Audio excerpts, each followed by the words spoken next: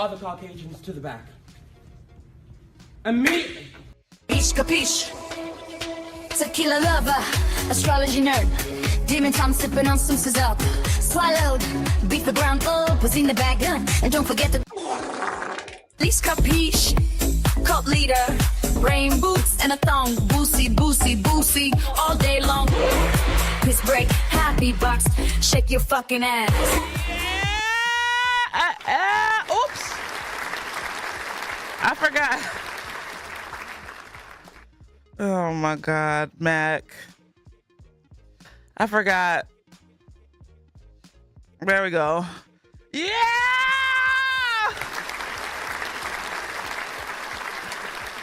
Mac, why are you so filthy and nasty? And then BT talk about some whip out your dangs. And then Draven comes in with the unzip. So nasty. So nasty. Hi, everybody. Yeah! None of that just jump scare y'all. That's crazy. Shout out to all my YouTube viewers on YouTube watching from the reaction channel. If you're in here and you don't follow my reaction channel, we're gonna have problems. Yeah, the reaction. I'm live on the reaction channel. And then later, after we're done with the book club, we're gonna switch over to the gaming channel. For everybody who's on the tube of you, just switch over to the gaming channel. This book club meeting shouldn't take 3 or 4 hours because honestly, in comparison to the other 2 books that we read, this is honestly a kind of a more, it's a lighter read.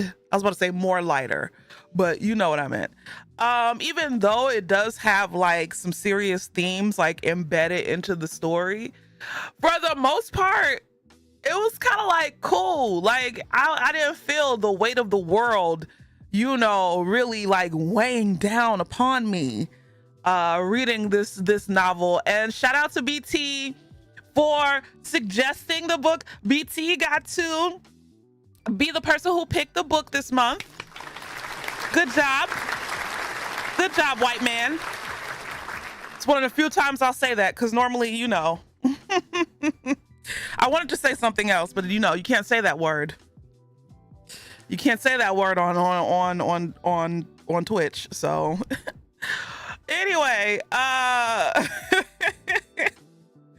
anywho, yeah, we're gonna get into it. This is our 3rd book club meeting. You know, after we got past the first one, I knew that it was just gonna be, you know, a thing. I knew we were going to, you know, this was gonna keep going because if it would have stopped at 1, it would have been a failure, but this is not a failure because we're on our 3rd one. So cool. JoJo Numbers, thank you so much for 36 months. Mac, thank you for 65 months. Mac, what are you going to do when you get to 69 months? I just thought about that. Anyway, and Mr. Paz, thank you for the 23. Thank you for the 23 months. I appreciate it. Thank y'all for the love. Delete Twitch. Damn, okay. Y'all, and also there's a DJ and oh, the timekeeper is here. Mills, the timekeeper. Yay. I've been streaming for 83 months, technically.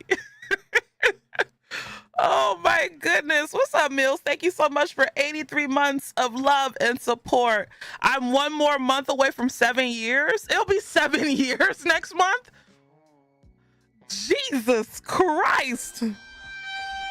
It doesn't feel like it. It doesn't feel like it. Oh my God. 7 years, bro. I've been doing this for 7 years.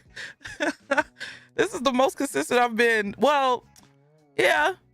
Yeah, okay. Not Jesus Christ, you're old. Shut up. But also, are they still going? Oh, I guess they stopped. There was a DJ outside playing music by a food truck in my apartment complex. And honestly, I kind of wanted to go, but I had to start the stream. And They were playing like Jamaican music, so I'm guessing I didn't really get a good look at the food truck, so I'm guessing that the food truck was like Jamaican themed, so I could have got me a little something, a little beef patty or something, but I waited too late. So not go now and take us with you, yeah, and dox myself. Oh, I'll see my whole apartment complex. I could have waited, but nah. I had to hurry up and get this set up because we gonna get through this and we gonna play games because Mo said that he wants to party and party we shall. So we're gonna do this for Mo. We gotta figure out a 7-year goal. We do. 7 years is a long time.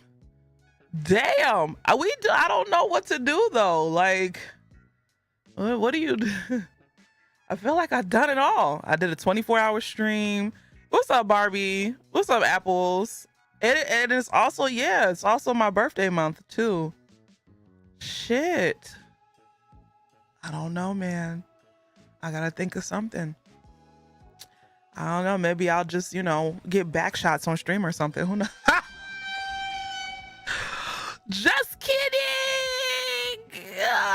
Maybe. Anyway, anyway. Not the camera isn't wide enough for that. Shut up, BT. Johnny, please. No. Oh my goodness. Not marks it down on the calendar, Draven. Please. But yeah. Let's get into this book. All right. Anybody read the book? If you've read the Ballad of Perilous Graves, say I in the chat. If you've read the Ballad of Perilous Graves, say I, please. Okay. BT, of course you read it. You better have read it. Not I hear back shots. I'm here. Oh my God. Lilac, thank you for the 1,000 bits and paying your tithes to the wilderness. Pete, please. You read most of it? Okay. Backshots win. Next month, Mac, you haven't read the book?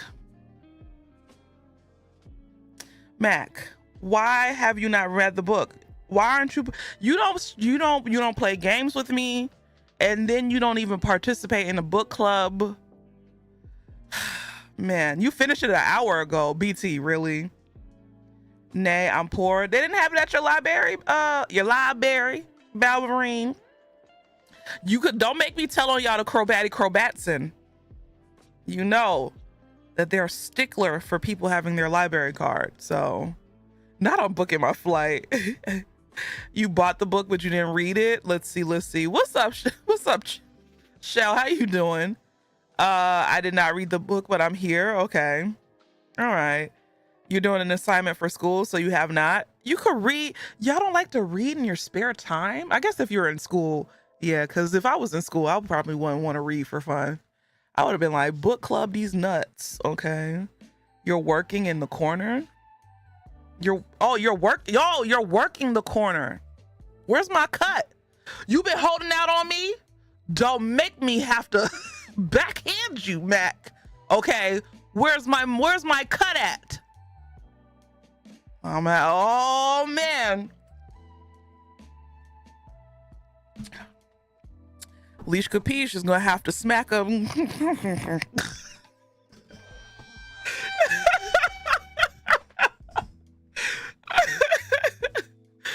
Oh Lord. No, I'm not watching Love Island yet. I gotta get into it. I waited too late. And I ain't gonna catch up no time soon. YouTube isn't showing the chat log. I know it's not showing the chat log on screen. Because it's not connected to my second YouTube account, unfortunately. So you're not gonna see the YouTube chat. You're not gonna see your chat up on the screen. So I'm sorry. Apologies. You borrowed it from your library, still didn't read it. My attention span is trash these days. Oh wow. Oh, that's crazy. I mean, I get it. Y'all just, I throw things. Y'all don't participate. The same 10 people participate. What's the point? I might, at this point, it's like, what's the point of the book club? What's the point of doing anything? What's the point of community nights? The same 10 people. That's why you paid your bits. You know what, Lilac? That is, you know what? That's fine. I forgive you. Lord have mercy. I've given y'all over a month. Isn't that a club? Honestly, really, truly, Fotizzle, you are absolutely positively correct. You try. We're not special enough, but we're used to it. It's crazy. Anyway, so let's just open up for discussion. I'm gonna do this a little differently before I get into the synopsis for the people who did not read the book. And you know what? Just for everybody not reading the book, I'm gonna stare at my teleprompter the whole entire time that I stream for the book club. So everybody who's uncomfortable with eye contact, blame the people who did not read the book. So let me look up. There will be times where I do have to look down, but when I'm addressing the chat, I'll read the chat and then I'll look up here to address you all face to face. Thank you so very much. The Ballad of Perilous Graves. But yes, everyone, tell me how you like the book. Anybody? You wanna now look me in my eyes, now smile. Ugh, Mac made it uncomfortable. Mac, get back on the goddamn corner. Now talk about now look me in the eyes and smile. What book y'all reading? It's called The Ballad of Perilous Graves. I didn't read it because I'm illiterate. Oh my God. Not don't stare at me. I don't got no pants on. I really liked it. I think they did good alluding to a lot of the things that were coming in a way that didn't feel too predictive. Okay. You thought it was going to be sad, but was surprised. Okay. There was a lot packed into this book and so many little details that needed to be paid attention to because they built on each other. That part. Yes. What BT said is it is a book that you kind of like, because when I was reading it, I was like, what is this? Why the fuck is Pippi Longstockings in the hood in New Orleans? Because that's what I was thinking. I was like, so is this book gonna be about Pippi Longstockings in the hood? Hello? But the more you read it, the more it's like, oh. And that is one thing that I did like about the book, is that it kind of, drew on, different things. Like literally one of the main characters is shaped after Pippi Longstockings. So it's a really interesting premise. I love a good Hank's tale. It opened up my eyes to the culture and folklore of New Orleans. Okay. Not you got a mouthful of crust. Hello? I thought it was going to be sad, so that's why I couldn't read it like the last two. Not in a good headspace for it. No, this one wasn't actually sad. This one was like, how do I put it? It was like watching a Pixar movie. It was like, you want to know what? It was literally like reading a Pixar movie. Definitely that. And like nothing was too, like I said, they had like little underlying messages for like the theme or whatever, but nothing too heavy.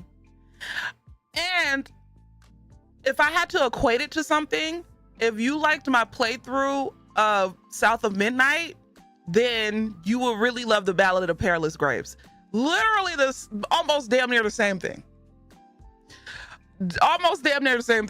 So if you haven't read it, please listen to the audiobook. I can't do audiobooks. Y'all know me and auditory learning is not, we don't go hand in hand. But for those who love audiobooks, I do implore you, yes, please. I was confused but understood more further into the book. You were playing South of Midnight while I picked it. Really? I'll read it once I have money to buy it. It sounds interesting. Go to your library.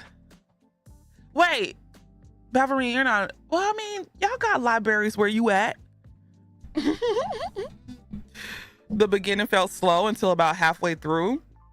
Then all of a sudden shit starts happening and it never stopped. Yeah. What was I about to say, Mo? Not you going leash. I love South of Midnight, so I'm putting this on my TBR. Okay. It is a slow read, but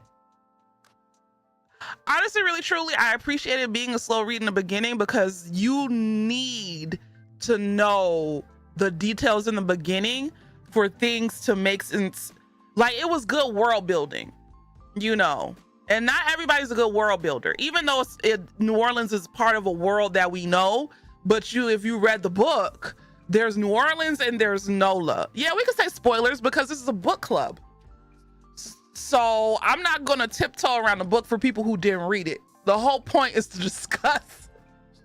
The whole point is to discuss the book.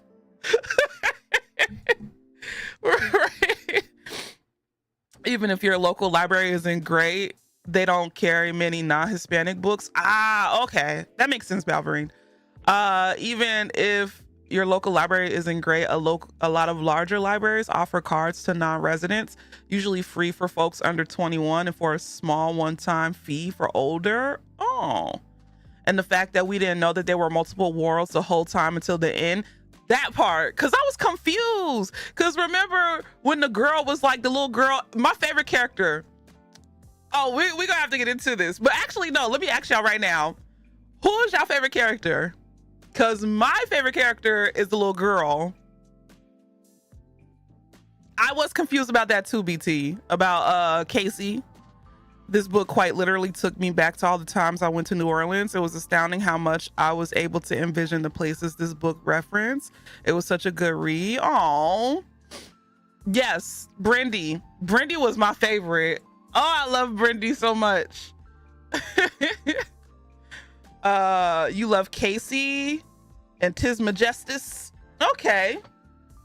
All right, Brindy. All right, everybody loved Brindy. I did love, what's her name? What was Pippi Longstocking's name in the book? I forget. I forgot her name. Yeah, I read this book a month ago, so. Brindy and Casey, and honestly, the ancestors that popped up. Peaches. I did love Peaches. Peaches was pretty cool. It tickled me that literally Peaches was Pippi Longstockings, down to having a horse in the house, down to her father being a sailor and she could never find him. Like, that was just, I really want to know, like, why he put Peaches in there. What did you think about Peaches being a song? It didn't surprise me, only because in the beginning, he went and stood in front of Peach's house. Remember when the ghost that plays the piano, they were like, what's he doing on this street? Like, what's he doing here? Like, it's not even Mardi Gras time. And he went and played the piano in front of her house in the beginning of the book. So when it came out that Peaches was a song, I was like, oh, yeah, duh. She was a song. So it didn't really surprise me. Another good and deep world builder is Jelly Clark. He did an amazing job representing Egyptian and Muslim culture, and also the author of Ring Shout. That's a book I really want to read. Brindy wasn't afraid to speak her mind. She didn't come out. Yep. I knew she didn't come out, but I feel like she's like one of his more like powerful songs. Y'all, there's so much that we got to talk about, but let me look up a summary for y'all, because for some reason they don't have a Wikipedia page. Somebody make a Wikipedia page for the Ballad of Perilous Graves. Let's see. I'm trying to get like a good one. Actually, let me just put plot. Maybe plot will give me something. It really doesn't have an online presence, right? So I'm trying to give y'all like a well, here we go. All right, it says here, in Alex Jennings, The Ballad of Perilous Graves, a young mage named Perilous Perry Graves, his sister Brindy, and their friend Peaches must recover 9 stolen magical songs that maintain the balance and vibrancy of their magical New Orleans NOLA before a destructive storm ravages the city. The story weaves together elements of urban fantasy, music, and New Orleans culture as Perry and his companions navigate a world where songs have power and the city's soul is at stake. So just to give y'all a breakdown of what's happening, right? So you have New Orleans, which is the real world, and you have NOLA, which is a world that was it's like a world within a world, if that makes sense. So basically, the gods in this version of the United States of America, basically, like, each city has a soul, right? And the soul of the city of New Orleans is ruled by people from folklore and real people, like people who are like born there, like a lot of musicians, right? So basically what happened is there was a big hurricane in New Orleans, and it wasn't even Hurricane Katrina. It was like one of the bigger storms, like way back when, right? So what happened was that the gods of this world, like what's a jazz musician from New Orleans? Let me look this up, because they named several people. Jazz musician from New Orleans. Let's see what we can find. Buddy Bolden. So you have Buddy Bolden, Jelly Roll Morton, Louis Armstrong. Who else? There was somebody else.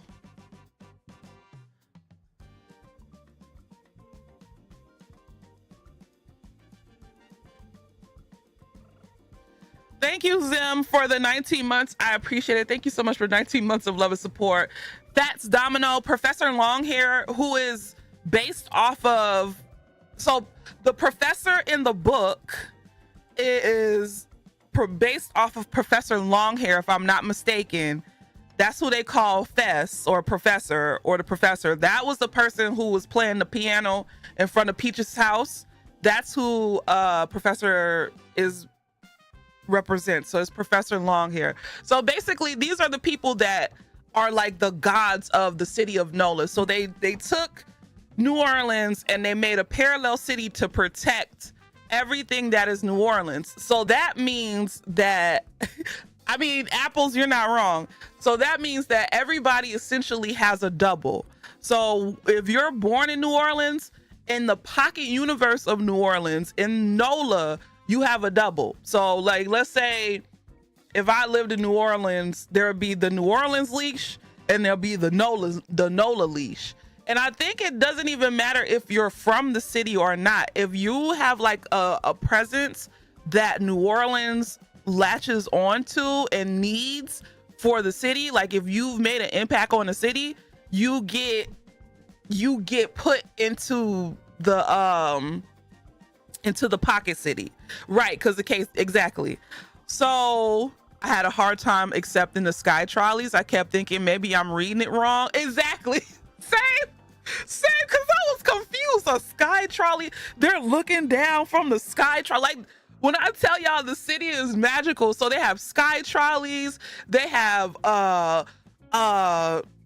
freaking, what is it? The graffiti that just floats in the air, and if it touches you, it basically turns you get addicted to it and you become a zombie. They have literal zombies walking around the street, dead people, ghosts, all of that. And I'm like, did I miss something? What in the Harry Potter? I'm like, what's going on? Like, hello? So so yeah, there's everything magical that can happen in the city. Anything magical that you could think of happens in NOLA, right? N.K. Jemisin also has a good short story that served as the basis of the city in which we became. I tried to read that book, but I just couldn't get into it. I read a good portion of it, but yeah, the city. If you want another story that's similar to this one, the city we became is the exact same. You love the dead taxis. Speaking of Buddy Bolden, have you seen the movie Bolden? I've never seen it. Never seen. What's up, Asia? So anyway, so you have Nola. So in Nola, you have Perilous Graves, who, you know, the book is titled. Then you have his sister Brindy, who is younger than him, but sassy as all get out, a true little sister through and through. And then you have Peaches, who has like super strength. If you know the story of Pippi Longstockings, then you know everything that Pippi Longstockings is, that's Peaches. So she has super strength. You know, she doesn't get sick, she doesn't get hurt. She can run really fast. You know, that's just her. She hates adults. I remember that was something that Pippi Longstockings couldn't stand adults. The only adult she liked was her dad. And then you have New Orleans, right? What's up, Mano? How you doing? Then you have the real New Orleans. So in the real New Orleans, you have Casey, who, and shout out to BT once again. BT coming through in clutch. BT being a true ally. Coming through. Casey is a trans man who had roots in New Orleans, but I think him and his family had to move to, I forgot which city on the East Coast. I think it was like Baltimore or something like that. So yeah. So the thing about Casey, it was Baltimore. Okay, cool. So the thing about Casey is he's really attached to his cousin. Forgot the cousin's name. Cousin's name was you forgot. I was some city on the East Coast. It was either Baltimore or Boston, and I know it started with a B. A trans man where their story was centered around trauma of their transition. BT, you made me so proud. I was like, okay. Yes, their cousin's name was Jalen, and Jalen, but they called him Jail. And so basically the cousin goes missing. His cousin Jail goes missing.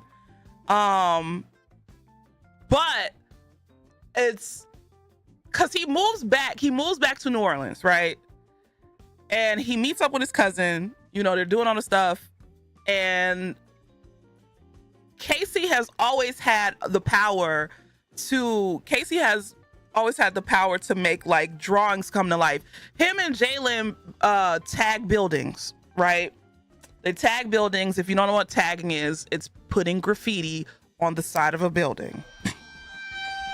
I know that you would think it's, you know, common sense, but you know, so but Casey in jail discovered that their art comes to life, and Casey has a cartoon or a drawing that he made called, what was the B name? Mr. B or B Sharp. And so he draws B Sharp on the side of a building, and then when he comes back to the building, it was B Sharp and like a bad guy, right? And then when he comes back to the building, the bad guy is gone, and B Sharp is not drawn the way that Casey has drawn him, right? And Jail can make like graffiti like tangible, like you can touch it, hence the graffiti in NOLA. So but I'm going too far. I'm trying to make this synopsis really short because I feel like I'll be caught up in the synopsis, so y'all really y'all really know. But if you didn't read the book, I shouldn't even be doing this. We're supposed to be discussing. Oh my goodness. Anyway. So they meet up, and you know, they go down memory lane, and he was like, you know, jail is basically like, accept what you are, like this is what happens, and you know, don't deny it. And Casey just can't wrap his head around it. He's just not really in the place to, like, you know, want to do that magic shit. So Casey's at work, and he gets a call from jail, his cousin, not actual jail, and jail's like, come meet me at this spot. But then when Casey goes to the spot, it explodes, and jail's pronounced dead, even though they ain't find a body. And if you know anything about media, you know if something happens and they ain't find a body, chances are that that person's still alive. And I did like that their interactions with each other were so funny, and they seemed so like normal. Like when I was reading the book, I'm like, these are normal conversations that I would hear in my family. And that's one thing I liked about this author's like writing. The dialogue didn't seem forced. It seemed really like human. And I was like, I feel like I'm reading a conversation between my cousins or whatever. So telenovela rule, show me that corpse in casket, right? Oh, and if it's a comic, a body still means they can come back to life. That is true. That is true. Yep, they were like brothers. So I was thinking about BT almost the entire time while reading the book. How did BT know about this book? I'm impressed and proud of this jewel he presented to us. Aww. You made a picture of the animal they rode in the other New Orleans. It's in the Discord. Okay. So that's how we kind of get into Casey being in the other NOLA or whatever. But here's my question for the people in the chat, right? Who read the book? Because if you didn't read the book, you missed out on a really good story. And I'm gonna keep rubbing that in your faces all night. So I'm sorry, but I'm not sorry, actually. For the people who read the book, The Good Noodles, how did y'all feel about the end where there was no second Casey? Casey basically became like, Casey basically is like biologically like man. How did y'all feel about that? Cause I was like, okay, cool. Cause it's, you know, you can't shame a shameless woman. Shut up. Relatable. Okay. And I specifically want to ask like my trans peoples. Okay. My trans brothers and sisters and my they thems. All right. Because at first I was kind of like, huh? But then I thought about it. I was like, okay, that'd be really cool. Like if you really think about it. I was confusion. And then it was like, if that's the case, well, I get why the other Casey was there. There's a longer explanation I can expand on, but I want to give other folks a chance to say something. Okay. Because at first I was like, I didn't want to be like mad about it, because at the end of the day, like it's affirmation, right? So that's how I kind of like, not coped with it, but it was just like, I could dig it. But yeah. Also, another thing I did like about the book is how I think it was a great thing, because if the other Casey had been a woman, it would have downplayed his entire journey. True. I feel you on that one. Another thing I did like about this book is how the romance scenes between the two children, so Perilous Graves and Peaches, y'all know they got a little crush on each other, and I liked how like the little romance between them was so age appropriate and written so well. It was just so cute. Right, it was wholesome and not weird. It was so cute.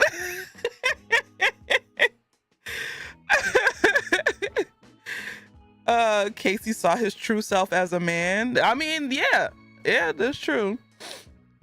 It wasn't creepy and it was so adorable. I was so worried about that, but I was extremely pleased. Yep. And just like, even going into like just ancestral things, right? So y'all know how like in the book, the mom disappeared and she came back. Well, Perilous grandmother, Perry's grandmother disappeared. And so it comes to find out that his mom knew that she was magical. Well, she wasn't magical, but she knew that she came from a lineage of magic, right? And she essentially had to bestow gifts onto her children that came from like generations upon generations of her being magic. I was like, oh my God, that's so sweet. Mama Lisa, The story was literally ancestral and intergenerational trauma healing. The pain of people missing from Katrina was very real and was a very poignant point. What's up, Jolly Boy? How you doing? Right, and that is my question though. So what about the people, the people who passed away from, like, let's say, whether it be they passed away from the storms or they passed away just in general, how is that death handled in NOLA, right? Because remember, NOLA's a pocket universe. So if somebody died in New Orleans, what the fuck happened to them in NOLA? Did they just stay alive in NOLA until they died? And then NOLA did have a graveyard. So it was like there's two sets of graveyards. That was the part I was confused about. So, yeah. All right, come on, get the tippy tapping. Get the typing. They also said that there were worlds upon worlds upon worlds, so we couldn't really just know. Okay. Oh my! I didn't realize how deep it was. I just thought it was two worlds. It says some people are dead on one side and alive in another. Oh, okay. I was just as frustrated as Perry was when he kept asking Mama Lisa questions and she didn't have any answers for him. But I mean, that shit is real though. Sometimes you don't have the answer, but you want to know what it was? Mama Lisa knew. And I did cry a little bit at the end because, yeah. But Mama Lisa knew the answer. She just couldn't tell him, because if she would have told him the end, what did you think Perry would have done? What do you think he would have done? He wouldn't have done it. And at the end of the day, Mama Lisa had to save the whole of NOLA, even though that meant sacrificing her grandson. So she knew, she was like, I ain't got no answers for you, because it was like, if I tell this child that his destiny is to literally die, like, hello? Oh, spoiler for the people who didn't read the book and chose to come to the book club without doing your assignment. What's up, Ace Paul? How you doing? I mean, I could go into several ways that the multiple worlds, NOLA, New Orleans, ancestral ether that transcends time, weave intentionally, and how some folks merging made sense in context. Okay. I could write a whole essay on how this connects to some Oz books, but that is true, Crowbatty Corbatson. Thank you for the follows over on the reaction YouTube. Right, and he was 11. He was 11 years old. What's up, Gunsword? But she did tell him she knew what the trumpet would do. She knew what the trumpet would do, but she didn't really tell him what the trumpet would do. She just told him to go get that damn trumpet. Well, yeah, but no, she did kind of break it down to him, and he did kind of understand. Yeah, but I don't know. I don't know. I don't think she really, like, yeah, he understood when he was in it, and by that time it was too, like, It just was what it was. It was either you going barbecue or you going mildew. She kind of did. She kind of pranced around it. But yeah. So a quick summary really was like Nola is to New Orleans as the Wiz's Oz is to New York. That's a good comparison. That's a really good comparison. Perry didn't care because he was thinking about his boo, right? She answered his question in a way that she really didn't have to directly let him know. Yep. Would be interesting to see it as a graphic novel. Really, truly, that shit will be dope. Honestly, y'all know me. I'm like, y'all know how much I love animation. Make it into animation. Immediately, make it into a show. I'd watch it. Multiple seasons, please. Y'all know how I am. Make it into a show. What did y'all think about the use of music as magic? Oh, answer that question, y'all. Professor Capiche keeps giving us lashings for coming to class without reading the books. But if I skip class, my mama's gonna whoop me. Whatever. I'm gonna whoop you. She didn't tell him straight up, but she did tell him that if she tells him, it would be basically be killing him. But actually make it animated though, no CGI. Right, that part. I'll be the first in line for a graphic novel. Oh, just to let y'all know, for the book that we did the last time, Parable of the Talents, their graphic novel came out a couple of months ago. So if you want to read the Parable of the Talent graphic novel, which I got to, because I read the first one's graphic novel, so I gotta read Talents. Music is like a spell in a sense that a change in notes can change a song. Deanna, that was beautiful, Bookie Boo. Music is magic though. Listen to Da Da Da Da Da by Shantae Can and Something by Layla Hathaway and Snarky Puppy. Both of them are magical. Agreed. On the music is magic, yeah.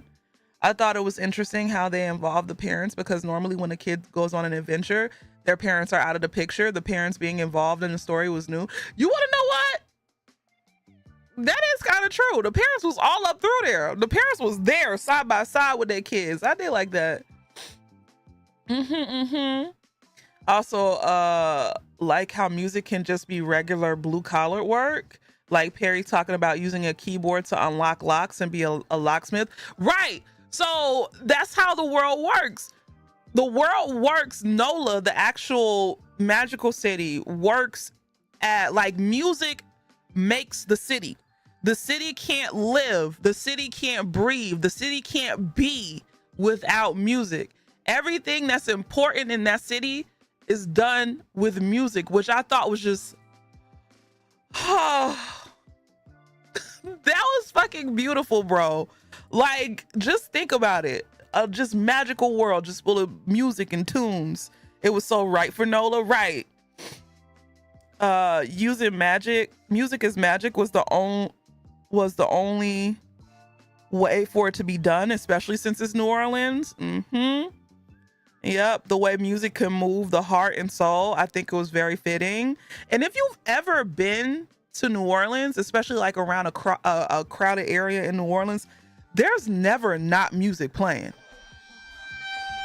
The 2 times I went to New Orleans, I noticed that everywhere you go where there's people, there's music. You can't walk down the street and not hear any type of music, which is crazy.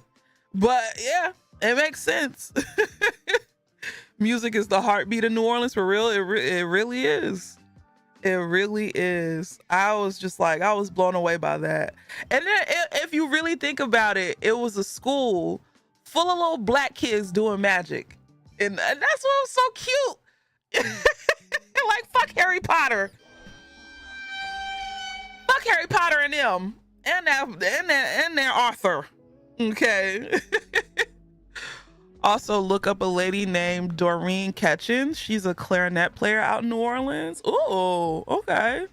Oh, wait, I think I saw her. I think I saw her on TikTok. I think I know who you're talking about. I think I saw her on TikTok. Peaches beat Stagger Lee's ass. Listen, what actually happened to Daddy Deke? I know he died, but was he found in a discarded skin? So basically, yeah, Daddy Deke died because the White Walker, I forgot his name, and I did like how no, because the antagonist was two people. At one point of his life, I think he was Japanese, and then he died and got reincarnated as a white man or something like that. Not the white what. Music is, in my opinion, not Dr. Doreen Catchings, my bad. Music is, in my opinion, a powerful force, able to invoke deep emotions, transcending past language barriers, and can unite people together. Okay.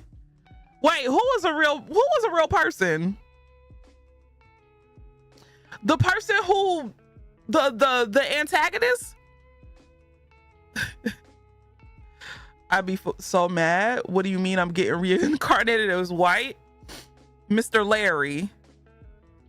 Wait, what? Yakumo Koizumi are the same. Real persons who is Irish and Japanese. I didn't even know that. Wait, hold on. Yakumo Koizumi, I know I'm saying this wrong. Born Patrick Lafcadio Hearn. He was a Cancer. Of course he was a Cancer man. Ugh. Was a writer, translator, and teacher who introduced the culture and literature of Japan to the Western world. His writings offer unprecedented insight into Japanese culture, especially his collections of legends and ghost stories, such as Kwaidan stories and studies of strange things. Before moving to Japan and becoming a Japanese citizen, he worked as a journalist in the United States, primarily in Cincinnati and New Orleans. His writings about New Orleans, based on his decade-long stay there, are also well known. His home in the Orleans Parish is listed on the National Register. But what did he do so bad that he was the villain in the story? Hold on. Blah. From there, he was sent to as a correspondent. What did he do that was so bad that he was the villain in the story? He had a really tragic life because he was adopted out of his home country of Japan, and then his love was killed because of racism and hating interracial marriage. Hold on. Why do you think? I also really liked how the bad people were kind of like poltergeists, where they were just frustrated over things that were completely in their control. Stagger Lee's death with the train to hell killed me. On June 14th, Hearn, age 23, married Alethea Maddie Foley, a 20-year-old African-American woman, a former slave, an action in violation of Ohio's that's who he was talking about. Oh yeah, I forgot that his wife was black in the thingy in the story. He was also criticized for ecstasizing Japan in his writings. He went to work for the rival newspaper, the Cincinnati Commercial. The Inquirer offered to rehire him after his stories began appearing in commercial, and his circulation began increasing, but Hearn, incensed at the paper's behavior, refused. Hearn and Foley separated, but attempted reconciliation before divorcing. Foley remarried. While working for the Commercial, he championed the case of Henrietta Wood, a former slave who won a major reparations case. Oh, okay. I didn't like the hanging judge. That shit was scary to me. Yeah, that part did. Yeah, that scared me. I didn't know he was a real person. Why do you think? Well, I know why, but what impact, I guess I would ask, how am I gonna put the question? So do you believe that the author adding real life people into the story was more impactful versus them just making up somebody just off of the top of their mind? Like, but I mean, not like Perilous Grapes and Peaches or whatever, because I feel like that's even drawn from something. Do you feel like that's more impactful, or do you feel like, the story would have been good with anybody? I think it fits. I think it fit like his use of Scooby-Doo references and Star Wars references. Okay. Yeah, I mean, I liked it, especially like when I was reading it and I kept hearing the names of like jazz musicians that I know of or whatever, for sure, because now people are learning history they wouldn't have learned before. That part. Okay. Well, yeah. Anybody else got anything they want to say about the book or anything that they want to bring to light? I don't want to be the only one sitting up here running my mouth. Or, I mean, I'm going to be the only one sitting up here running my mouth, but I thought so because the goal was to humanize folks. Some of the folklore and stories the author reference have the flaw of being written by white folks who wanted good and evil to be binary and easy. The fact that he knew he could just leave at the end, but said, fuck all that. You have to go because I was too dense to try to leave hundreds or thousands of years he was there. Listen, Brenda talking her head off to Stagger Lee was too fun. I love that part. I knew once he got stuck with Brendy, I said, oh, she gonna run that man ragged. And that's what she did. She ran that man ragged.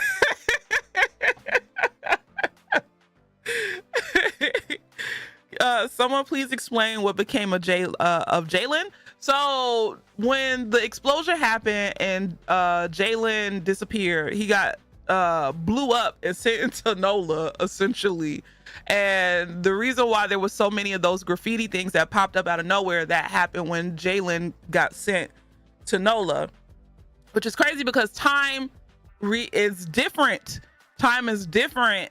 And that's what's also crazy, because, relativity and all that shit. But time is different in NOLA. So they knew about the graffiti for a long time. Like, the graffiti was around for a hot minute.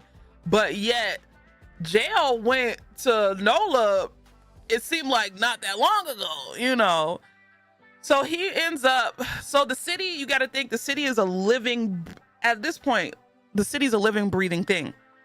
So it drew Jalen in because it needed help, right? It needed something, more powerful. And then we see at the end that the graffiti that was, floating around the sky like balloons was meant to help the city from the impending storm that was, about to essentially destroy NOLA or whatever. So that's why when, Casey went in, he took Jalen's spot, because I think Casey was the stronger of the two when it came to like the magic that they had or whatever. And so like it's almost like everything worked out the way it was supposed to, because it was like, how there'll be a plot, but then there's somebody always 10 steps ahead. And I feel like the city was always going to be 10 steps ahead regardless, because this wasn't the first storm that the city had endured. We got to think about that. So the city of NOLA will always get something or make something to protect itself. So, but I don't think that, everybody, the city of NOLA and the gods of NOLA anticipated what happened when Casey went in into the goddamn parallel universe or whatever, and then blew the shit up, and now everybody has a body double. So yeah, New Orleans is a real place with impactful art, so it's only fitting to add people in the same way, and it allows people to learn more about New Orleans and the folks that live there. Casey's Inn reminds me of Christ being raised from the dead. I've thought of transness being similar to Jesus' story. Oh, Deanna. Okay now. Also, the person that Daddy Deke was talking to said he missed his dead wife, but didn't care about her feelings. I like that the kids were caught between two cosmic forces, the storm and the magicians, but the trumpet didn't want either side to have it, so it chose Perry as its player.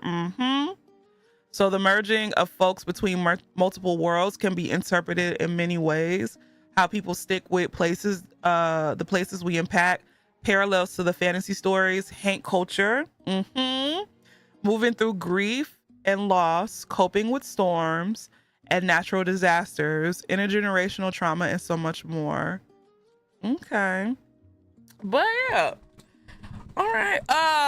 There was something else I wanted to bring up. So, God damn it. And I just forgot. Oh, I did like Not Y'all Deep today, and I love it. Y'all, we take our book clubs very seriously. But I mean, some people in this chat wouldn't know that because they didn't read the book. Maybe one day they'll read the book, and so they can participate. They love to participate. Alicia, let me play games with you. Let me play games. Let me play games with you. But when it's time to read, anyway, I think it.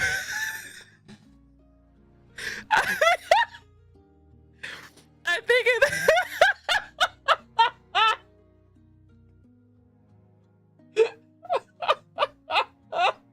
Okay,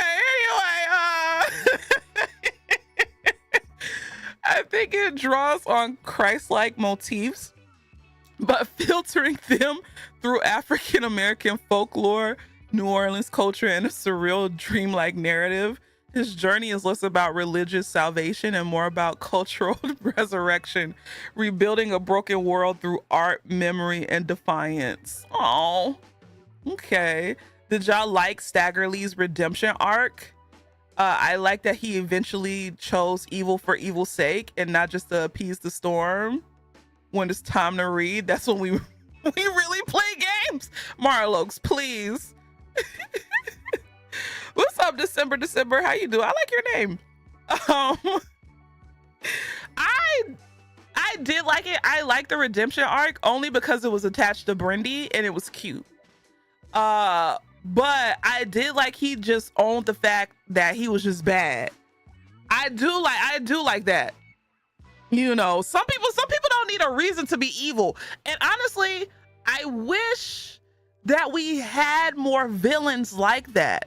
You know, too many people want to write villains that have some grand plot or who are like, you know, there's a reason for why they're bad. Sometimes I just want a villain to just be like, I want to set stuff on fire because I just want to set stuff on fire. I want to set stuff on fire because fuck people. Because I mean, why not? Like real life, some people are just nasty, right? And Staggerly is like, I shot up the club for funsies, right? With Casey, I think that the fact that he left New Orleans also tied to why his NOLA self was different, and coming to terms with the fact that even if he had stayed, he wouldn't have been able to save his cousin and coming home, both in himself and his future. For some of these characters, their NOLA and New Orleans selves merge because people didn't fight against the confusion they felt. Okay. I also hate villains like that too. There doesn't need to be a big dramatic reason behind villainy every time. Sometimes villains are not meant to be just people who deal with mental health or traumas. It kind of villainized us. Yep, that is true.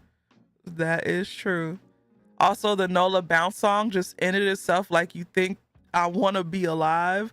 Wait, the Nola Bounce. Oh, yes. That was my favorite song. And that's another thing, how oh my God. This book. Every song was a different type of music that was created or really like, made popular from New Orleans. And when Stagger Lee went into the bounce club, and I was like, oh my fucking God. One of the songs is a bounce song? Like, you gotta be kidding me, bro. Just think. I instantly thought of Big Frida. Listen. Oh my God.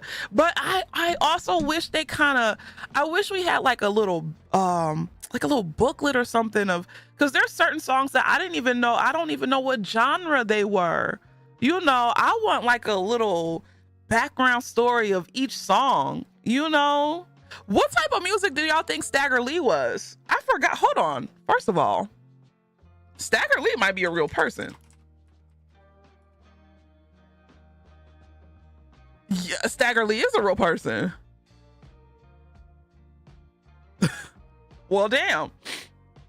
Wait. Stagger Lee as a song and as a person is fascinating. Wait, what was Stagger Lee's song? Yeah, Lee Shelton. His name was Stack Lee, not another Stack. I'm gonna get one of these field bitches up here to beat your ass. I'll beat every bitch ass in here, and you know that. You taught me how to fight. Anyway. Sorry, quoting sinners, Oh my God. God, please never let me find a man in my life who ding-a-ling is so good that he got me in the club saying I'll beat every bitch ass in here, and I don't want it. If it's like that, then the ding-a-ling is not for leash, capiche.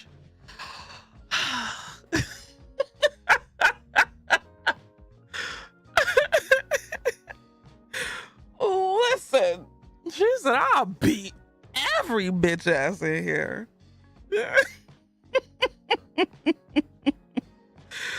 Oh Lord. Wait, what's the boogaloo? Who's the boogaloo? Sadly, my girl's suffering from this now. Oh dear heavens. Oh Lord Jesus Christ. The murder of Billy Lyon stemmed from a dispute over a hat. So this shit is real. That is crazy, crazy, crazy girl. So wait, what type of music did Stagger Lee or Stag Lee is an American popularized folk song. Lee Shelton, American Pimp, living in St. Louis, Missouri. That's one place I have to go. I want to go to St. Louis so bad for the food and to visit like a blues club or something out there. I have to go to St. Louis. One hot good time. May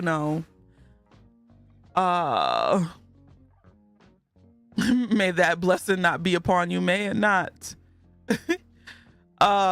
Stagger Lee being strong makes sense in context because there were so many covers by other musicians and variations on the song, so much that Stagger Lee couldn't be easily taken down, and you can't find one version of what the Stagger Lee song. Oh, that's a good. Okay, that was okay. I didn't even think of it like that. Shit. But then did we meet? Yeah, I was about to say, did we meet all of the songs? I don't think we met all of the songs. Jailbird Peaches, Stagger Lee, Bounce, Chief of Chiefs. Chief of Chiefs was, oh my God, a mess. I was yelling at this book because almost every song had a findable paper trail. Okay, we didn't. Okay. Instead of staggerly, look up Donnelly. Who's Donnelly? Maybe it sounds close. We met almost all of them. I think we only didn't meet one. There was two that died. Well, no, there was, oh, wait. There was the one that was walking. I forgot her name. She looked a mess. And she would just walk up and down the street. What's her name? Y'all know the one that we met in the beginning of the book. I forgot her damn name. Let me see if I could they thought she was houseless, right? I wonder if I could find the songs, and let me see if I can find it. I don't think I will be able to, because there's literally nothing. There's no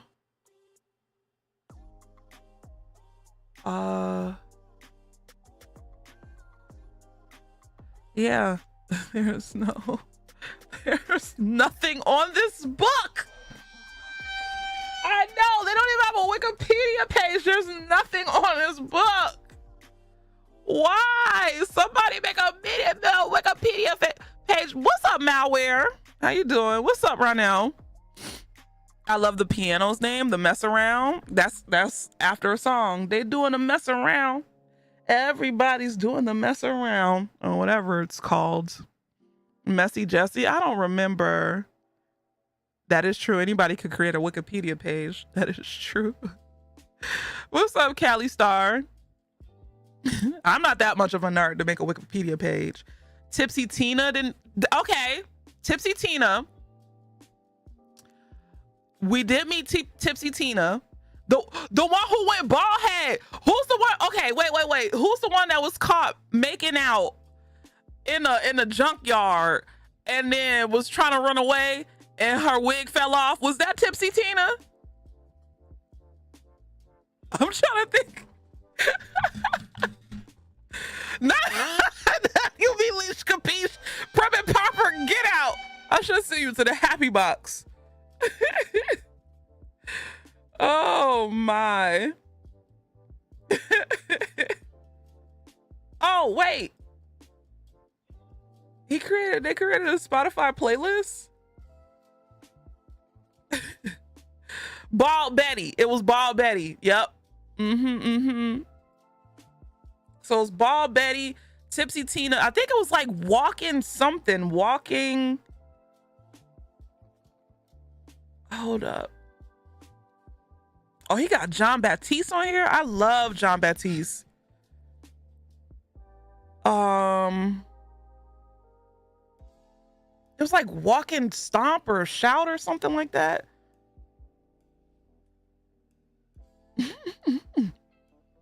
What's the book's name? The book's name is called The Ballad of Perilous Graves.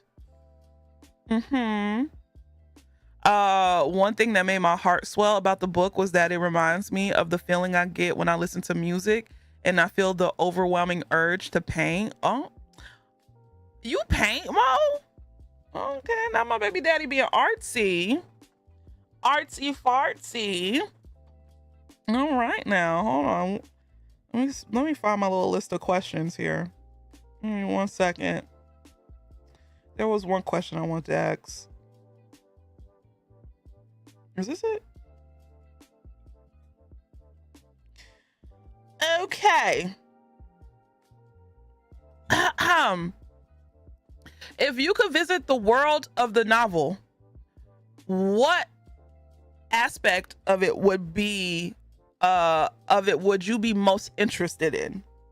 So what part, like if you could be in NOLA, what part of NOLA would you be at and why? No, this isn't the Harriet Tubman in concert book. No. The robots, I'd be a Peabody, so BT would be on drugs. Okay. BT will just be walking around in his underwear and his little tidy whities, just covered in paint and on drugs. All right. So hear me out. I want to go to the junkyard to meet that homemade robot. Okay. Not titties out.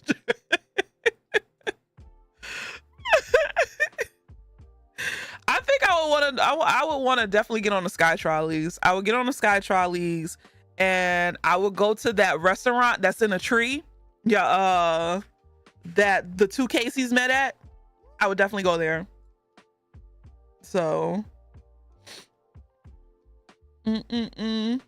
you mean BT now says everything in chat sober?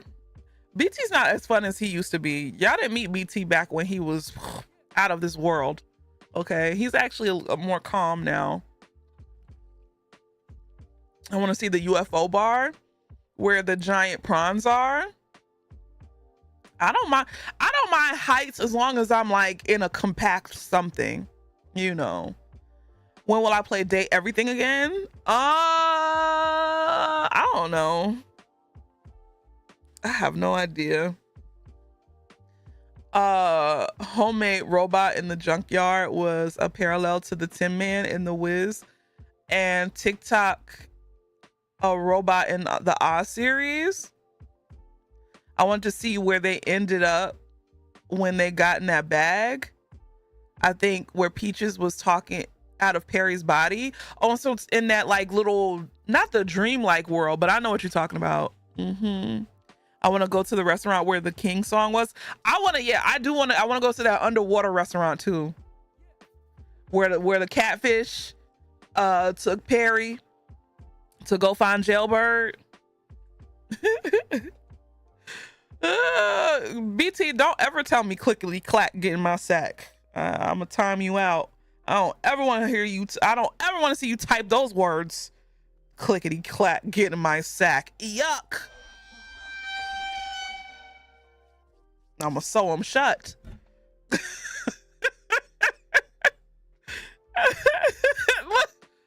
Oh my God, I forgot you can't tell a brat what to do. Look at him. Oh my God, you can't tell a brat what not to do because they're gonna do it. Let's see. Blah,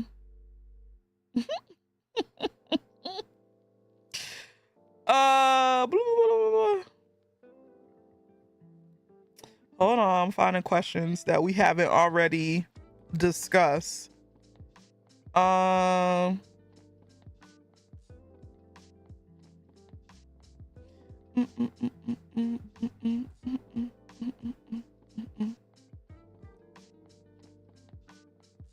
sorry, this is probably the quietest I've ever been on this channel. Oh, this is a good one. Wait.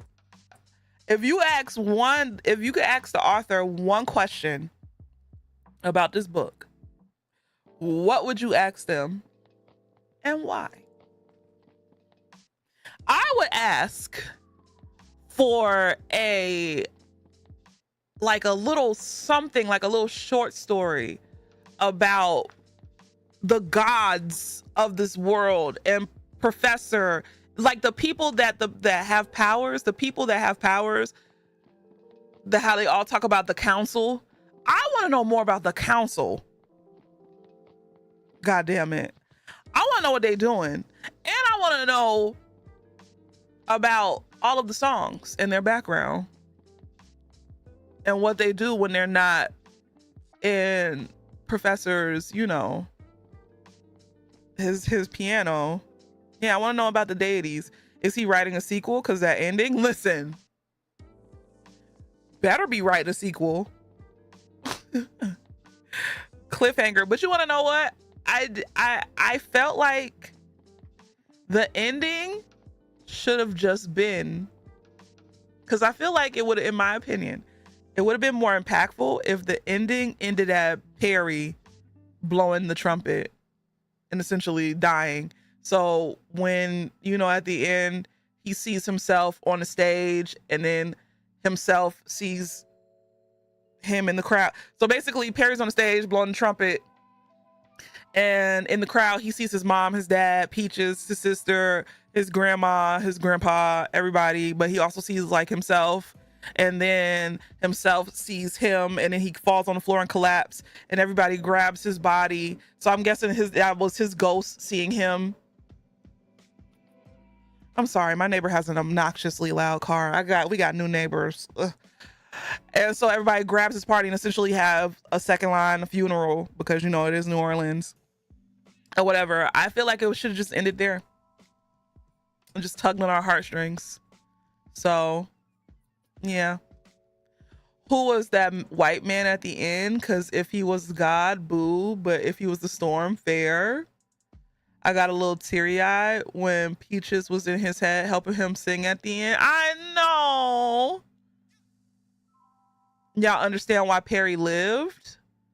I mean, he didn't technically live. He's a ghost. Well, I mean, he lived in a sense that is like, it's Nola, and Nola, anything can happen.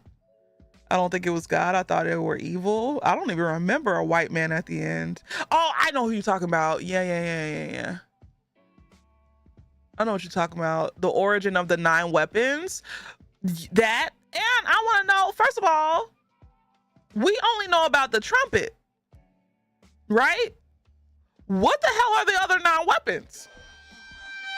I mean, 8. What are the other 8 weapons?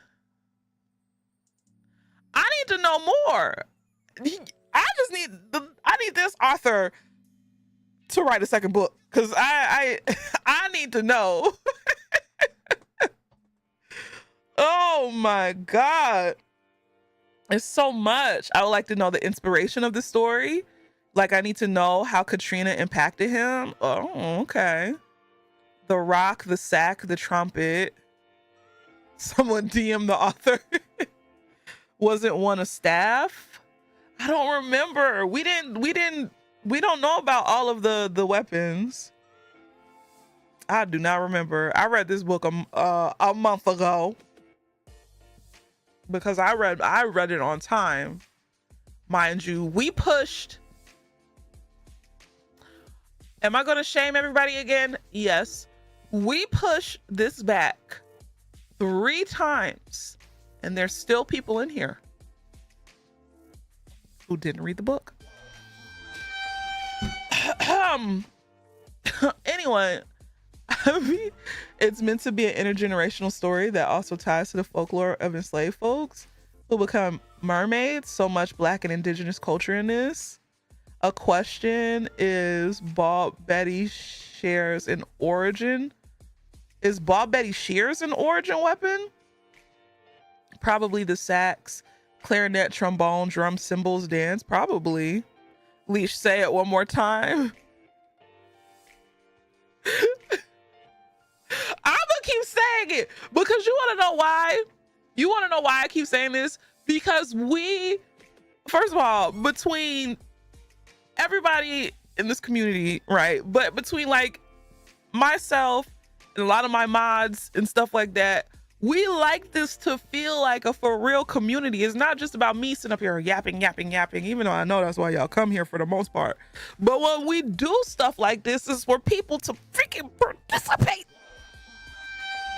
I can read books by myself, okay? And I do read books in between my book club books. So I could be reading books to myself, all right? But I do this because it's a way to engage the community. We have something to do. We have something in common. And so when people don't participate, does it make me a little sad? Yes!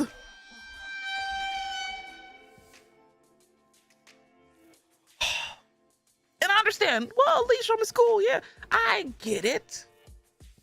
We're not telling you to read freaking Dune, the Dune novels. Okay. That max, what? The book was like, what, 400 pages? But whatever. Read the book to us on stream. How about you do it, Mac? Oh, the people will love that. They'll be, let me shut up. Now I love listening to you yap. I'm up here building my Minecraft house as I watch.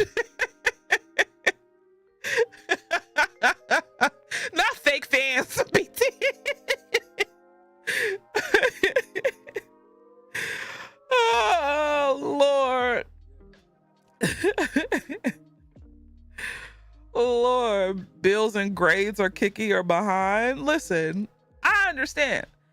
I do this, okay, and now I gotta go to a brick and mortar job. Whoopee. And then I have to be a mom, and then I have to run a house. So I understand. I get it. We all got things. Totally understand. I'm not trying to force y'all to do nothing, but it helps if a little bit of everybody participate in a little bit of something, you know. Boyfriend Dungeon is on sale as part of the Canadian game sale. Are you gonna play it? Mac. I don't judge anyone. If someone didn't know how to just trust the process and lack some of the touchstones, New Orleans culture, Gullah Geechee culture, references to existing fantasy stories, it could be confusing. Plus everyone is going through shit right now. I mean, yeah, life is hard. But please participate in something. You don't have to read. I understand. But when we be throwing stuff, participate. Or else I just won't throw anything ever again. And this honestly could just be about me. I have no problems. This is extra work for Leash Capiche. All right. It's like I'm teaching a class right now. I am your teacher and I'm very disappointed in some of you all. But shout out to all the people who are participating.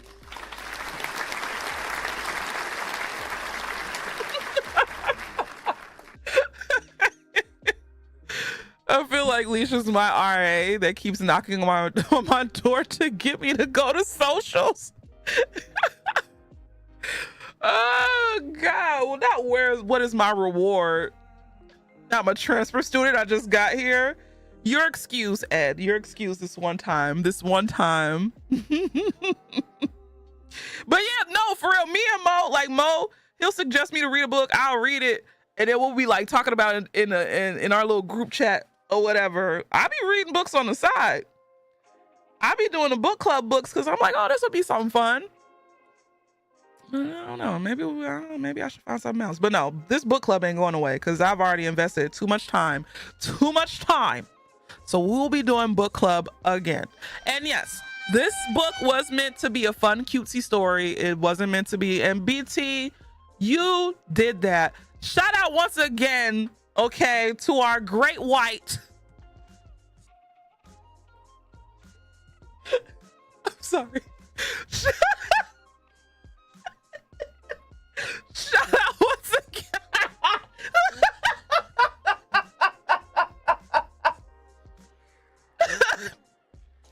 Shout out once again to now this is Trump's America, please.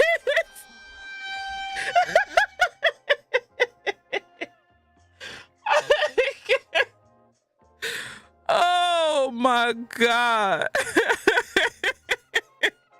But yes, WBT, shout out to BT for this book because this book was awesome.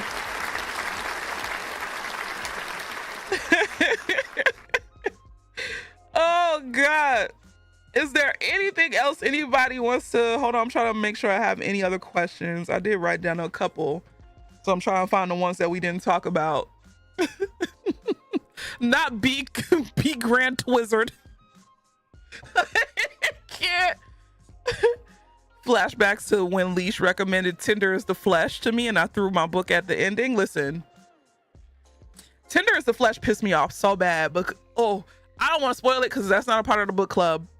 But oh boy. Nope, I ain't gonna say nothing because it's not a part of the book club. So let me shut my mouth. I can't spoil a book that's not a part of the book club. You guys really made this sound like a great book to read, though. I'm persuaded. Me reading a little life. Wait, let me see.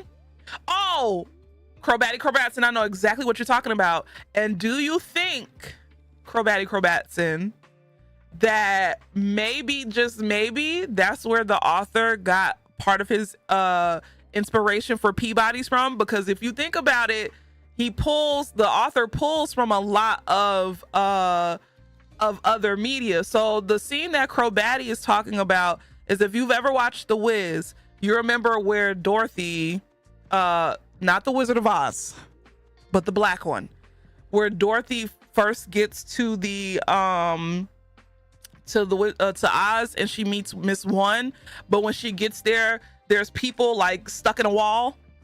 They're stuck in a wall and they look like graffiti when they come out the wall. I feel like that's exactly what a Peabody looks like. That's it. Also, who could have predicted that Mr. Larry was evil? I didn't. I was a little shocked when I found out that Mr. Larry was evil, but then part of me kind of like, I was like, this is too good to be true. Peaches is putting too much faith in him, and because Peaches doesn't like any adult, and I'm like, she's putting too much faith in him, I was like, something's up. So yeah, The Wiz, specifically the theatrical release, but some stage productions include this too. Perry assumed it, but didn't want to say anything to us as a narrator. The Wiz soundtrack is straight up church. It really is. We should watch The Wiz. I thought Fess was evil for the longest. I didn't think Fess was evil. I just thought Fess was just... In my mind, for Fess to be like an all-powerful like being in that universe, I could tell that he wasn't somebody that was in charge because he wasn't really good at his job. I feel like he's kind of like a messenger between the deities and whatever the heck is going on in NOLA. He just didn't seem like he had it all together. He wasn't good at his job. He was kind of like, I don't know. I think Fess was a typical entity. They aren't good and not really bad either, just neutral, right? And the only reason why he was pushed to do anything is because he didn't want NOLA to like not exist. So yeah, Fess just seems suspicious at times, and Mama Lisa had to put him in his place. Listen, Mac. I do love that Lisa scared him. There's more, y'all. Oh yeah, Stephanie Mills is way better. Everybody, y'all, hold on. Before I get back into Mama Lisa, everybody was so mad. My parents still remember to this day because my dad and my mom went to go see The Wiz on Broadway before it became a movie, right? And Stephanie Mills was Dorothy on Broadway. And so when it came out, everybody found out that Diana Ross got the part and not Stephanie Mills, everybody was pissed the fuck off, bro. And it's crazy because The Wiz was actually a flop for its time. The Wiz wasn't like The Wiz became like more culturally sound and like more accepted the older that it got. But when it came out, The Wiz was a flop. Yeah, it's a cult classic, but it didn't do good at the time. So, and yes, Diana Ross did steal the role. Someone show me The Wiz so I can finally understand these black references. Anyway, but no, back to the story. I think there's more to Mama Lisa than we could have gotten this first novel. I really hope that we find out more about Mama Lisa in the second novel, if they do a second novel. I feel like once she got taken, I feel like she came back stronger. I feel like she knows a lot more than she's letting on, and I feel like she's more powerful than she's letting on. So valid, because Stephanie's version of home clears. So many of our old movies turned out that way. That is true. She came back as Aunt M for The Wiz Live. Really? I would cry. I didn't even see it. I need to see it. Diana Ross was more marketable because of her relationship with Michael Jackson and Quincy Jones and Motown, I guess, but people didn't like it. She was more marketable, but I guess it didn't work out because it flopped for the time. So Yeah. Anyway, anywho. But I guess, but no, because Stephanie Mills and whatchamacallit were good friends, and Michael Jackson. They allegedly dated. That's what she says. She said her and Michael Jackson dated for a little bit. And so, but who knows? Who knows? If we do a watch party, I have both the original theatrical Wiz and the Wiz live version. But as a student, but as a music student and lover of music, I'm a fan of both. Yeah, they both did what they had to do. You're right. You're right. They both. Oh, that's my cat's automatic feeder. I was like, what's that noise?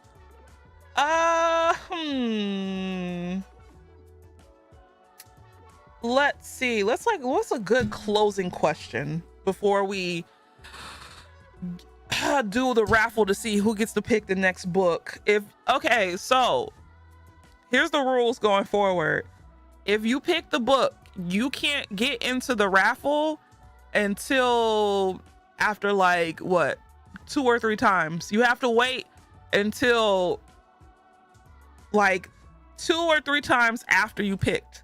So since BT picked, he can't enter the raffle until like, you know, after we do a raffle like 2 more times. So how do you feel about the way family was connected and woven into the story? I would like to answer this. I like what Apple said earlier about how a lot of the times when we get an adventure with children involved, the parents are just not there. And I do like how the parents were, yes, after September, yes. So I do like how the parents were like, they played their part and you got a little bit of backstory about them as well. And like they did what they can, and it's very hard. That's one thing I did like about this story, is that it's very hard no matter how old your children get. I feel like I'm about to start crying because y'all know this is how I feel about Genesis. No matter how old your children get, it's hard to like give them space to make their own mistakes and make their own choices and forge their own destiny, because you want to be there all the time just in case, because those are your babies. So it's like standing back to watch your child become the person that they are supposed to be is really hard to watch, and it's really difficult to watch. And that's one thing that I loved about like the mom's character, is that you could tell she was like, I really don't want to do this, but I have to.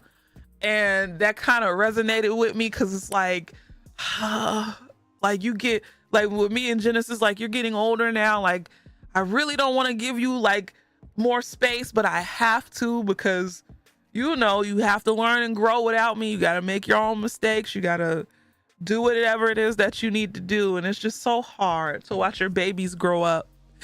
So yeah, that's the part I liked about the story. Now I feel like I'm about to fucking cry. Here we go. Here we go.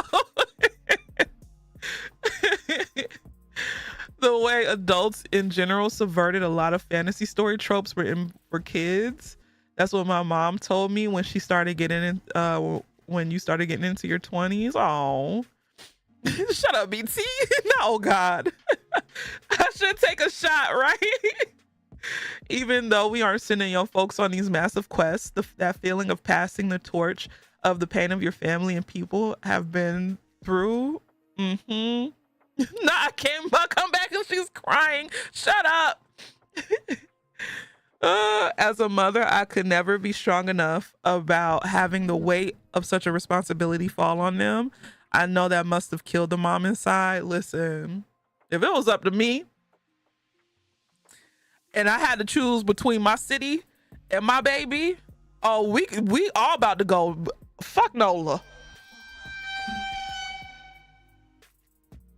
Listen, we all about to be in the afterlife. The fuck? I don't see it. You see that big storm coming? I don't see nothing. I don't see not a goddamn thing. With you dealing with your nephew, every time he fell or stumbled and got bruised up, I saw him cry. But every time it happened, he cried less and less until one day he fell and didn't cry at all. Not to say it didn't hurt, but all those falls grew strength. Mm-hmm. Oh. Right, it must have been the wind. Man, listen. It was a beautiful story. I really enjoyed it. I'm so happy that we read something a little lighter, but it still had like, some themes that could be, a little heavy, but I love the way it was written. I love the world building. Sensational. I loved how music was woven into it. I love the city of New Orleans. Like, if I had money, I would move to New Orleans, honestly. I would just have to have money, because I honestly, I wouldn't live anywhere poor except for Atlanta, because this is where I'm from. But yeah, I just love the book. I hope we get a sequel, definitely. Or honestly, if they do, I wouldn't even be mad with a prequel. If they do a second book and decide to go backwards instead of forwards, I'm good with that too. Shit. What's up, y'all? So, and I think that weight was lessened because of the ancestors. She didn't send the kids in alone. Yep. Ancestors gave them the literal tools and wisdom. The mama was trained that this would happen, and the grandmother showed up. Even Daddy Deke being practically ancient and living beyond time, because he was dead in Casey's world. Right. Honestly, Casey and Perilous are like cousin. Wait. Casey and Perilous are cousins. Because Perilous, because Daddy Deke is Perry's grandfather, and Daddy Deke is Casey's grandfather, so they're cousins. Yeah. So yeah, he did. He lived 2 lifetimes. That's crazy. He said the other city needs me now. And I want to know more about Daddy Deke, because we know how he got the piece, but why? What was he doing that he was just that guy, that he had the piece? What, like, they only gave us a glimpse of what Daddy Deke really was like. It's just so many layers. Yes, he had the mouthpiece, but it's just like, what was you doing? Man, listen, it's just too much. If you look up any song or character name in this book, you'll find things. The author has so much depth you can choose to dive into. Y'all, if y'all haven't read the book, go read it. I'm done chastising y'all, because, we're wrapping things up. I said the book club was going to be 2 hours, and yeah, we did it.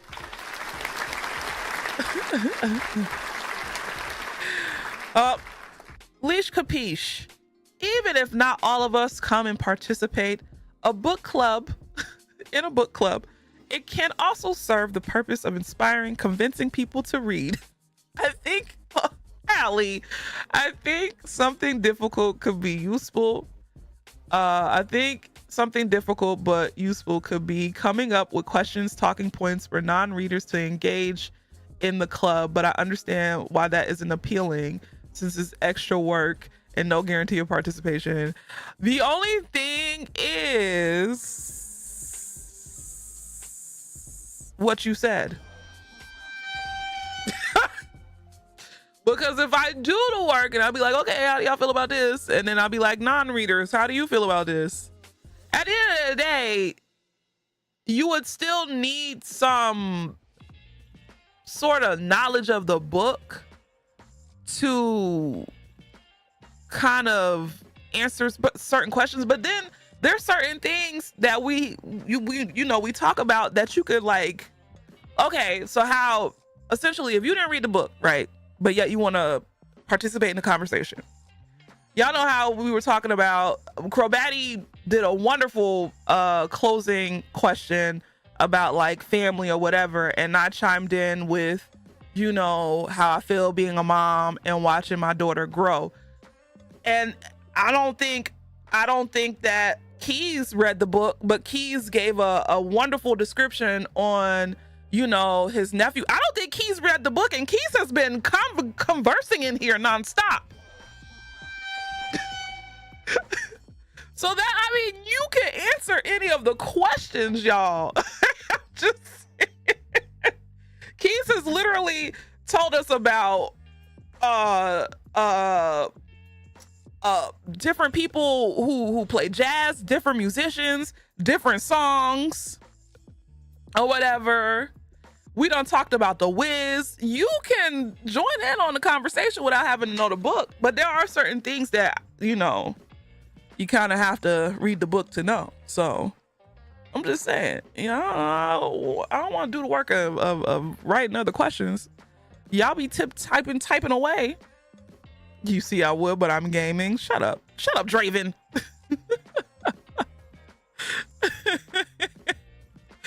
Oh Lord have mercy. For the book, I would say I love Perry and Peach's dynamic. Oh yeah, we talked about them. I love that. I'm so happy that they did their little cutesy romance in such a pure way. Oh man, we're collecting data right now, Dr. BT. Hold on, let me see if I could do a poll in the YouTube. So we're collecting data. Did you read the book? But yeah, there's certain things you could piggyback off of. Because when we talk about like certain themes and stuff, or like there's certain questions that you could just give your input. Is the book club still up on Storygraph? Yes it is. Hold on. Do we still have the there it is. If you do !book club, you'll get all the information there. So yeah. Okay, everybody on YouTube has read the book. Even though I think some people are fibbing. Oh wait, I take it back. Some people said no. I ain't read it, but it sounds like a cool read. See? Look, and thank you, Keys, for joining in on the conversation. I will tell you, it took me a while to figure out the connection between Perry's and Casey's part. I was so confused. Everybody felt the same way. And then when they introduced the second Casey, I was like, huh? I thought I missed something. I was like, huh? What? So yeah, everybody was confused. Oh boy, because I'm like, in the beginning, I'm like, how come Perry is riding in a sky trolley, but Casey is driving in a car or taking a bus? What is going on? Oh Lord, at least start a state plan trying to play in us Twitcher's face about the YouTubians. listen, YouTubians are they're innocent and pure for the most part, you know. Came to bring that percentage down. Draven!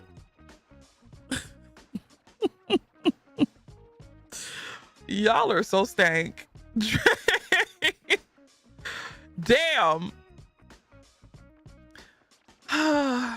67% of you all out of 100%. BT, make this make sense in math. What does this tell you when you look at the numbers, BT? What does this tell you?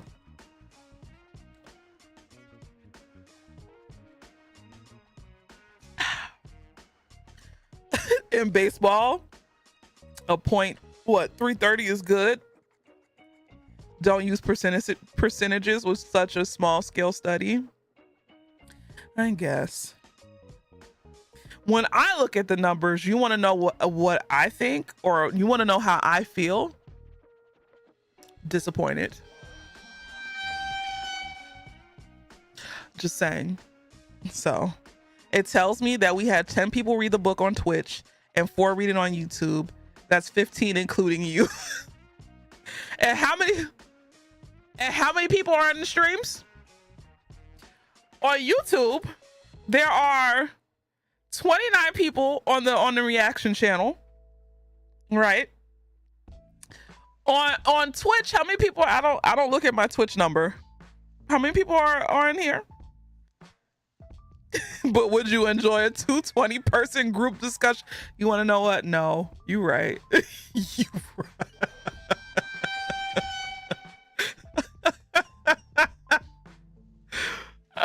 Alicia's like every other math teacher I've ever known, using math to hurt us. It's the only thing math is good for. Wow. It's crazy. I'd be like, y'all, let's party, let's drink, let's show our boobs. Y'all are like, yeah, Leash, yeah. When I say, all right, y'all, book club is this Sunday. Let's read a book. Crickets. Crickets. I think the next book we should read is the Bible. Oh, God. Wow. 72% of you did not read the book on Twitch. And 54% of you did not read the book on YouTube. Oh, round of applause to you all. Read Proverbs. All right. Yeah. So we're gonna pick the book. If you're on YouTube, in order to enter the raffle, you have to come over on Twitch. So if you wanna choose the next book, come on over to Twitch so that way you can put your name in the hat. These are the rules for the book club. No smut. I don't read smut. I'm sorry to all my smut lovers. It just doesn't do it for me.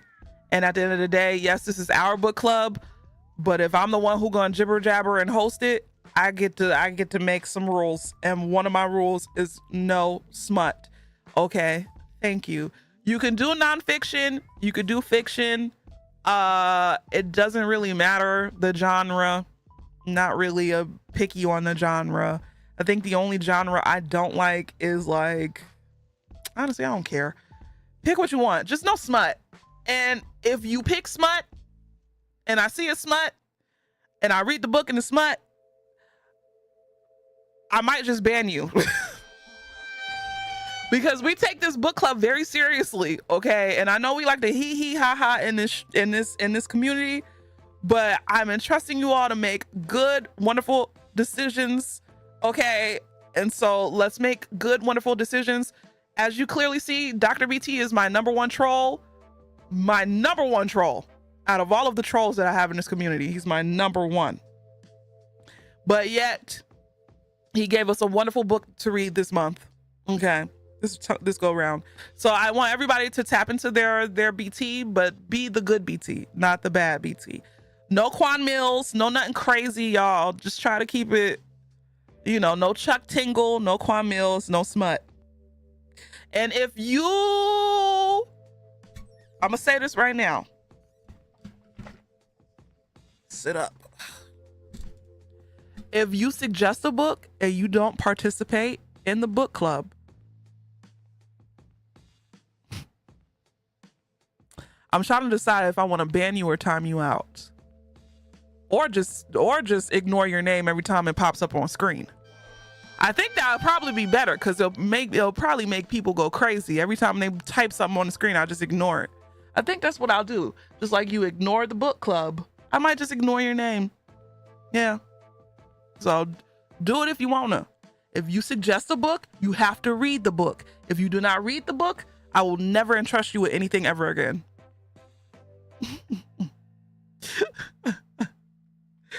Just saying. How do you get unignored? You don't. I will listen. You don't. And if you try to get unignored, if you pester me, I'll just ban you. So even if it's a smidgen of smut, no, because of, no smut, y'all. How do I put it? I don't mind like a little, oh, they kissed or they held hands, or just, I don't like overly, I like prawn. I like to watch my smut. I don't like to read it. Right, don't push it. This is supposed to be fun. It's a fun thing to do, to get together, talk about, or whatever. I do enjoy these book clubs. I want them to keep going. So let's take it seriously. You know. All right. And yeah, check the content warnings. Not everybody wants to read like craziness or whatever. Just, I don't know. Just use your discernment, y'all. I mean, to be honest and to be fair, I did have y'all read The Parable of the Sower and The Parable of the Talents. That's the first two books. So let's just say that, let's just say if it's worse than The Parable of the Sower and The Parable of the Talents, then maybe we should not read it. How about that? If it's worse than that, do not put it on the list.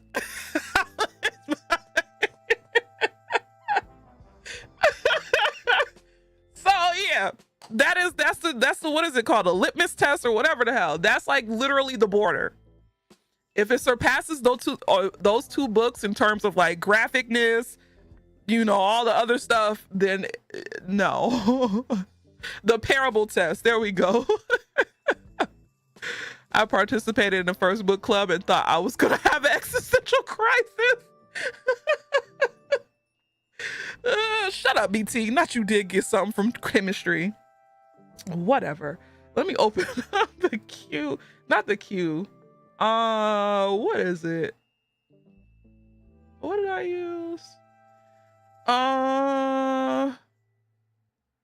Currency betting giveaway. Yes, that's what it is. All right, we're gonna do this again. And if you win and are like, question, is this a good idea or is it too intense? I'll literally help folks figure it out. See, look, we literally have a librarian in here. We have a librarian. We have a nerd.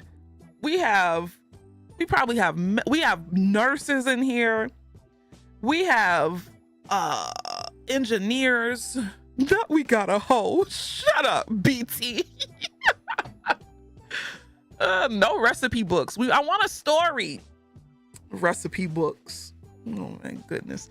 All right, I'm about to explain how to join the raffle. Everybody, open your ears and listen, because I'm only gonna say this 2 times. Probably 3, because I'm pretty sure I'm gonna have to say it a 3rd time. When I open up the giveaway, you're going to type in !join. Each ticket costs 10 points or dilute. So you can, if you want to, does it work? Hold on, let me see if dilute works. Yes, dilute works. So if you want to check how many points you have, you type in !dilute, so that way you can see how many points you have. Cool. So I'm gonna type in when I open up the giveaway, you type in !join. Each ticket costs 10 points or dilute. You can get up to 1,000 tickets. So if you want to purchase 1,000 tickets, you would do !join space 1,000. If you only want to buy 10 tickets, you do !join space 10. If you want to buy 100 tickets, and so on and so forth, you would do !join space and the number of tickets you want to buy. But the maximum amount of tickets you can buy is 1,000. Does everybody get it? Okay, I'm opening up the giveaway now. You have 5 minutes to enter. After those 5 minutes are up, you're done.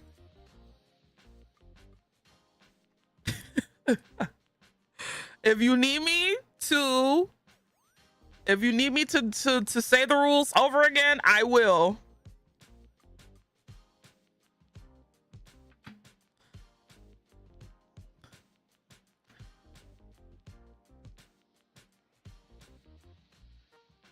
Okay. You might as well keep repeating it. Make sure you check Sean Scad. Make sure you check to see how many points you have. If you I don't think oh dear. Oh, here it is. Here we go. Before you purchase tickets, make sure to check how many points you have. So, okay, BT, can you please do math? How many points would they have to have in order to purchase 1,000 tickets? How many dilute must they have? Crowbatty literally did this. Thank you, Crowbatty. Thank you, BT.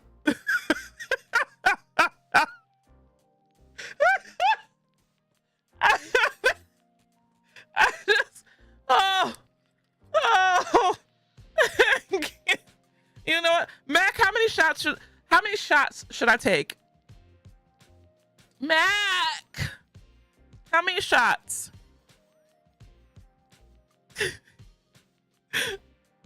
Take a shot every time somebody fucks it up. What am I playing after this? Phasmophobia. I'm trying to play some Phasmo. Maybe this is why the attendance is slow for book club meetups. Shut up, Draven. Make sure when you press join that you put a number behind it. If you do just join, you're not going to be able to get in. You have to do !join space and then a number.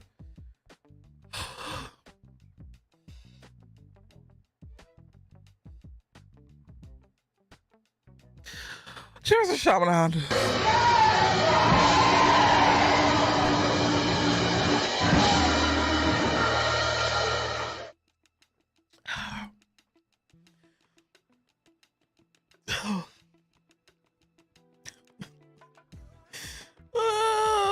We got 2 more minutes. Yeah, you got 2 more minutes, y'all. I gotta hurry up and switch over to the gaming channel on YouTube. So I've been having them wait for 30 minutes. It's okay, Jalapa.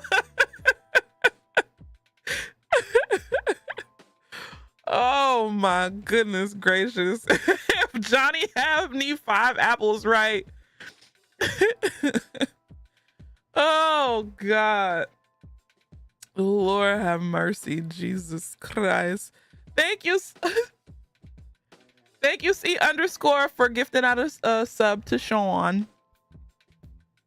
He was like, you watching Jazzy play Among Us? It's okay, Vulcan. You can always go back and look at the VOD. This section of the VOD will be on the reaction channel.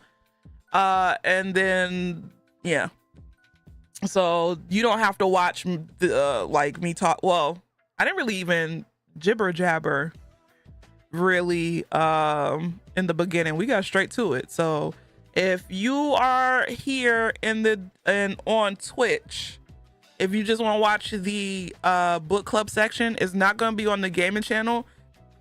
It's going to be on the reaction channel. I separated it. 2 hours. I mean, I yapped for 2 hours about the book, but I didn't yap about, random yapping stuff. So what's up, Blackjack? All right, you got 18 seconds. 16, 15, 14, 13, 8, 3. All right. This is who I have so far. Okay. Thank you, Ballhead Bot. Shout out to Ballhead Bot. I have in the queue I have Amma, Moon Lady, Pippin, Barbie, JoJo, Tape Mate, C_, Yao, Ash, Peep, Reamer, Lopunny, Zim, Margarita, Apples, Artemis, Balverine, Prim, Crobatson, Jalava, and Deanna. Anybody else? I'm gonna open it up for 2 seconds. Remember last time we said anybody but BT? That's crazy. Yeah, I'm trying to make sure. Do I have everybody? All right, hold on. I'm allowing entries. You have 30 seconds. I didn't say Mo. Mo, you're not on here, Mo. Mo, you're not in here. Hold on. So far I got Tutoru, Rocky, Yaz, and Dorikus. Deludi. Cobalt. All right, Mo, you're in. Mo, put 1,000 in there. Oh, let me not say that.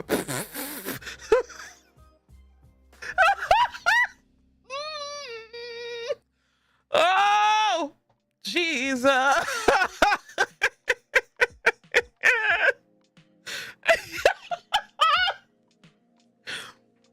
If you know, you know. If you know, you know. No, because you want to know why I said I want him to put 1,000 in there is because Mo picks the best books. Okay, that's why I want Mo to put 1,000. Mo has recommended some bangers. Okay, just saying. All right.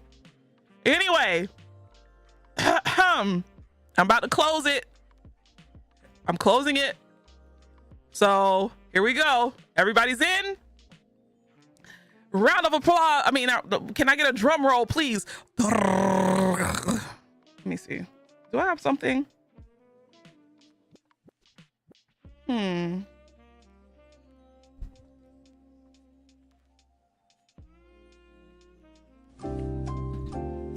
All right.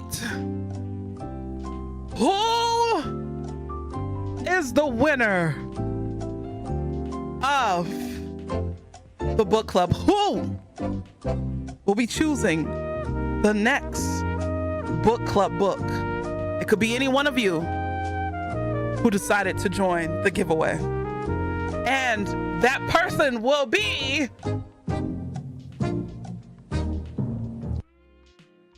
Lopunny! Come on down!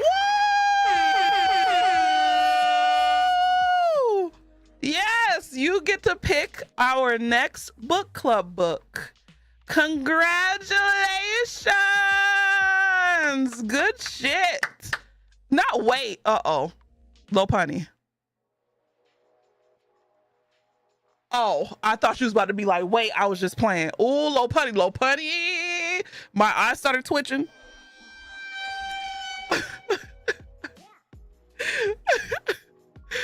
My eyes started twitching. I was about to say Lopunny. Ooh, boy.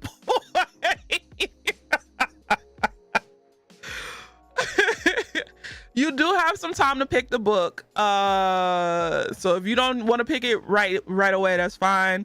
Just make sure when you do pick the book, put it in, if you're in the Discord, you are. You could put it in Let's Converse and put it in the book section. So yeah. Or you could give it to one of the mods, and they'll ping it for you. So, and BT technically counts as one of the mods. So technically, but not really. So if you be like, hey BT, I got the book, he could ping. So yeah. Okie dokie. I gotta give that Caucasian something to do, you know, besides do numbers. So, and look at him being nasty. Anyway, good shit, y'all. Third one down. Third 3 book clubs down. I'm proud of us. Well, the ones who read the book. But, you know. Anyway, just kidding. No, I am proud of everybody for being here. Even if you didn't read the book, I'm just being a bratty brat. Ugh. But no, I am happy for everybody who participated, even in the discussion. If you didn't read the book, or if you just was lurking and was listening to me yap and watching the people in the chat talk and give their points, I'm just happy for y'all being here. I really appreciate it. I'm not about to end stream on Twitch, but to all my YouTubians, y'all gonna have to move over to the gaming channel. Thank y'all so much for supporting the reaction channel. I know I've been slipping, but I'm trying to work out a schedule that. Thank you, Tape, for gifting out 5 subs to the community. I appreciate it. Thank you. If you received a gifted sub, make sure you say thank you if you can. I'm trying to work out a schedule to where I'm able to record not only reaction content but gaming content, because my gaming video did really good. Shout out to everybody who watched the No I'm Not a Human video on YouTube. So I'm just trying to figure out a schedule where I could record reaction content and gaming content and edit the reaction content and the gaming content and go to work and stream and diddle my skittle. You know, so yeah. Anyway, all right, all the YouTubians, go ahead and head over to the hold on. What am I looking for? Go on over and head over to the gaming channel. I will see y'all over there in a second. For all of the Twitch people, I'm gonna go back to the just starting screen. We're gonna do like a little 10-minute break and then we'll come back. Okay, so everybody go stretch, use the bathroom, get your shit together, and then we'll be back. I'm trying to find some music for us to play. Hold on, I forgot to exit out of